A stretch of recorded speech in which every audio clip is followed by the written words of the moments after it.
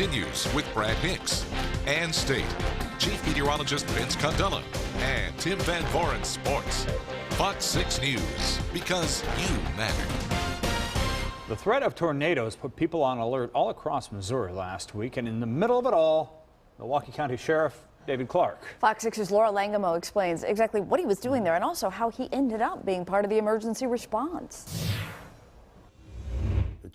Milwaukee County Sheriff David Clarke is never at a loss for words. A recent public service announcement by him asking people to consider taking a safety course in handling a firearm to defend themselves until help arrives raised a few eyebrows. Personal safety is an individual responsibility in that people play a role. And I trust law-abiding citizens to handle that responsibility. This message also caught the attention of the Constitutional Sheriffs and Peace Officers Association, which named him Sheriff of the Year. Honored, humbled at the same time. When you're recognized by your peers, it's special. When Sheriff Clarke arrived near St. Louis, Missouri to attend the banquet for his award, the storms began rolling in. It was right in the middle of the ceremony when the power went out and everyone was evacuated to a storm shelter.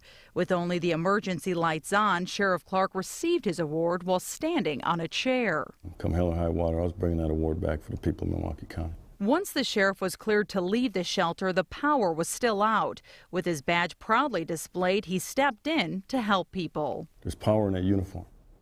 And when an officer flags somebody down, it's going to get their attention. Although it wasn't the experience he anticipated, it's one he'll never forget.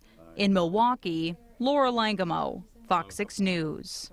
And Laura says that the group that honored Clarke has raised eyebrows in the past. They urged sheriffs to push back against the federal government. And, for example, they recently compiled a list of more than 400 sheriffs who promised not to enforce President Obama's gun control measures if they became law. More Red Cross volunteers headed to Oklahoma. A couple of volunteers left today from Milwaukee, 7 others.